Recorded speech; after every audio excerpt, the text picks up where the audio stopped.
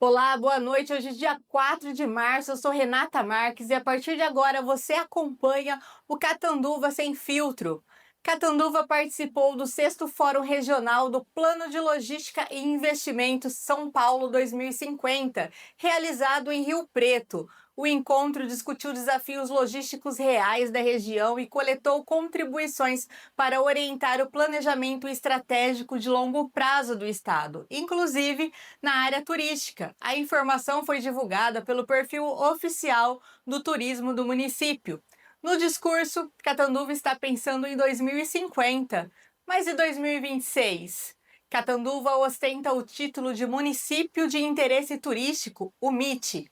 No papel, isso significa reconhecimento do potencial turístico pelo governo do estado, repasse anual de verbas específicas para o investimento no setor e a obrigação de um planejamento estruturado e um conselho ativo.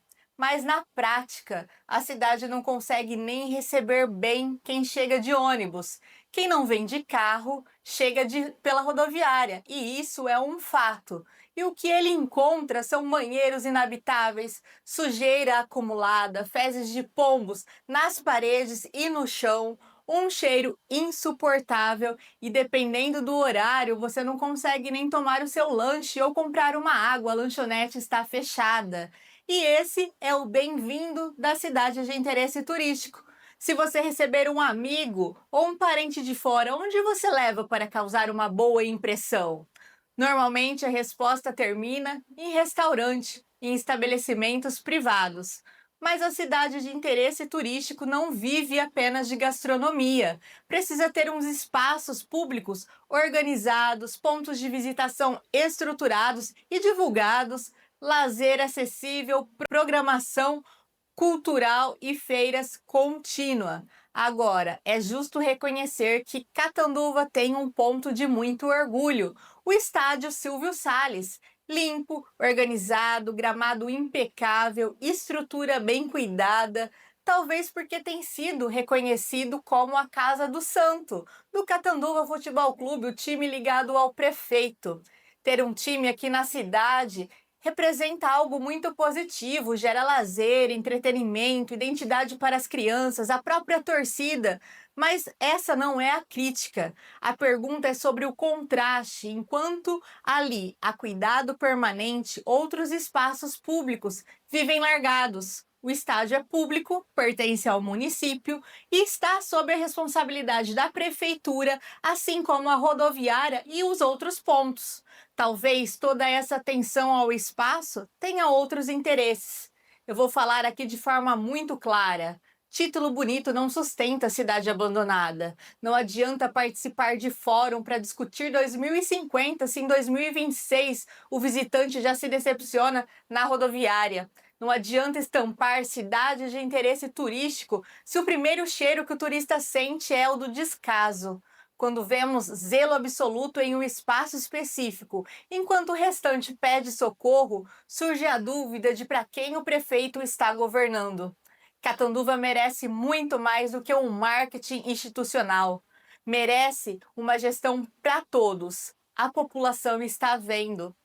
Bem-vindo a Catanduva. Catanduva voltou ao centro de uma polêmica que envolve fé, poder e justiça. O ex-bispo da Diocese de Catanduva, Dom Valdir Mamed, admitiu ter mantido relações íntimas com um padre e também com seminaristas. A informação consta em manifestação do Ministério Público do Estado de São Paulo, que se posicionou pelo arquivamento da investigação criminal por falta de provas de coação. Os fatos investigados teriam ocorrido entre 2019 e 2023, período em que Dom Valdir estava à frente da Diocese de Catanduva. A denúncia partiu de um padre que relatou ter vivido episódios de constrangimento e pressão psicológica ao longo desses anos. Em um dos relatos, afirmou que o então bispo teria ido até a sua residência e iniciado investidas sem seu consentimento. Um laudo pericial confirmou a presença de sêmen humano no local, mas, segundo o Ministério Público, o exame técnico não comprova a ausência de consentimento. Valdir confirmou as relações, afirmando que todos os atos foram consensuais. Também admitiu ter mantido contato íntimo com seminaristas, sustentando que houve consentimento.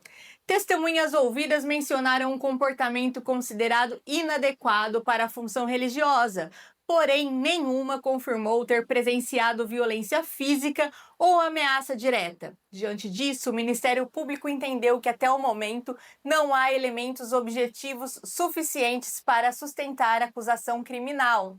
E é importante esclarecer que o arquivamento não significa que os fatos não aconteceram. Significa que na esfera penal não foi possível comprovar crime com os elementos exigidos pela lei.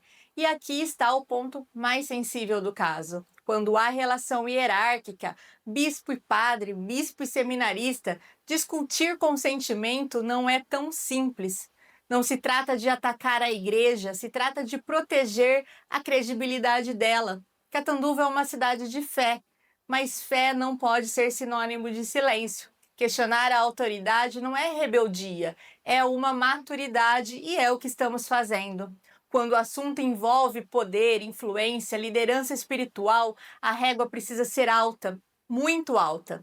E em Catanduva, infelizmente, já tivemos outros episódios envolvendo lideranças religiosas. Casos diferentes entre si, mas todos com algo em comum: o desgaste moral e a quebra de confiança. Além do caso do ex-bispo, já houve afastamento por vazamento de fotos íntimas, já houve um caso envolvendo abuso contra criança que gerou a condenação na esfera civil e a reclassificação penal. São situações distintas, mas todas atingem o mesmo ponto: a credibilidade de um líder religioso. E é importante dizer com clareza que essas são condutas que a própria igreja não aceita, principalmente quando praticada por quem deveria orientar, aconselhar e ser exemplo. Esses episódios enfraquecem aquilo que deveria ser o mais sagrado: a fé. E a fé não pode ser um instrumento de poder, ela deve ser instrumento de transformação. A autoridade religiosa não está acima da lei, ou pelo menos não deveria estar.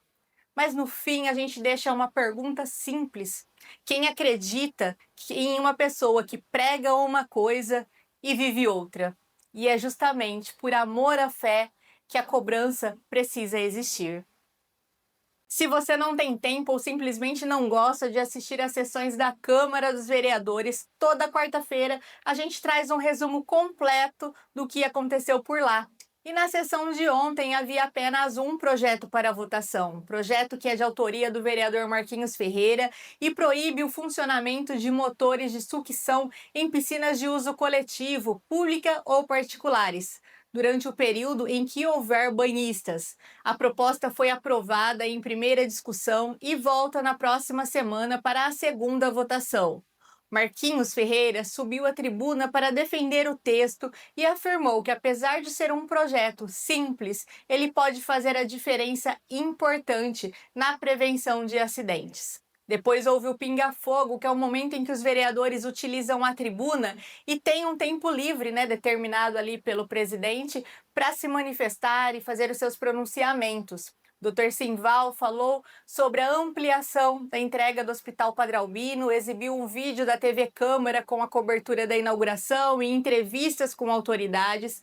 Ivan Bernardes também parabenizou a obra e destacou o legado do Padre Albino e aproveitou para mencionar a campanha da fraternidade. Já a Thaís Braz apresentou imagens sobre a prestação de contas do seu trabalho, informou sobre a inscrição do Cursinho Popular em parceria com o Instituto Federal, que é gratuito, com inscrição até 22 de março pelo site da instituição, e ainda falou sobre a questão dos ar-condicionados da escola municipal, que foi atendida. Também mencionou o requerimento pedindo a reativação do Conselho Municipal da Pessoa com Deficiência, ressaltando que já existe uma lei que o institui. Defendeu a retomada das políticas públicas, inclusive para a comunidade surda, além da criação de novas ações.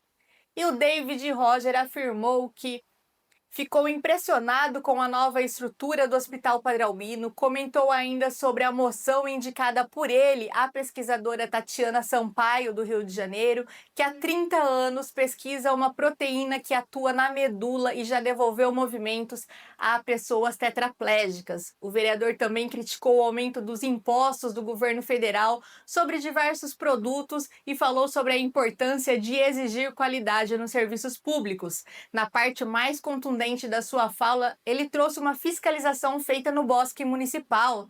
Disse que ao analisar o portal da transparência sobre a reforma do banheiro do Bosque, identificou 2 empenhos com valores e ordem de serviço semelhante. Segundo ele, ao visitar o local, constatou que itens descritos na ordem não foram trocados ou executados. Informou que já protocolou representação no Ministério Público para investigação. Laura utilizou a tribuna para falar sobre o Dia da Mulher e os desafios enfrentados diante delas, das mulheres, pela desigualdade e por busca de equidade. Num outro momento, já nas explicações pessoais, Thaís Braz voltou à tribuna para falar sobre o dia 8 de março e fez um longo discurso sobre a violência contra a mulher.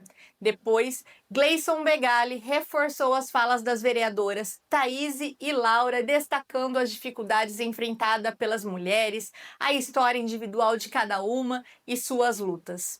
E basicamente foi isso na sessão de ontem, um projeto aprovado em primeira discussão e a fala de vereadores. A semana que vem tem a segunda votação do projeto das piscinas, lembrando que no YouTube, no canal da Câmara Municipal, fica gravado a transmissão na íntegra. Mas se você quer acompanhar o que acontece na Câmara dos Vereadores de forma resumida, quarta-feira tem mais.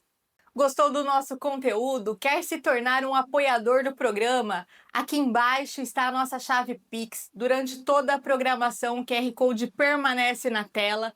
Qualquer contribuição é muito bem-vinda. O seu apoio faz toda a diferença e nos permite dedicação integral, melhora a qualidade do conteúdo e fortalece as informações diretas e independentes. Catanduva Sem Filtro não recebe dinheiro público, não tem vínculo com político e o apoio financeiro não interfere no nosso editorial. Somos um jornalismo independente, trazemos a notícia acompanhada de análise e comentário e sem interferência. Muito obrigado a todos que nos acompanharam até aqui. Fiquem com Deus e que Deus nos proteja.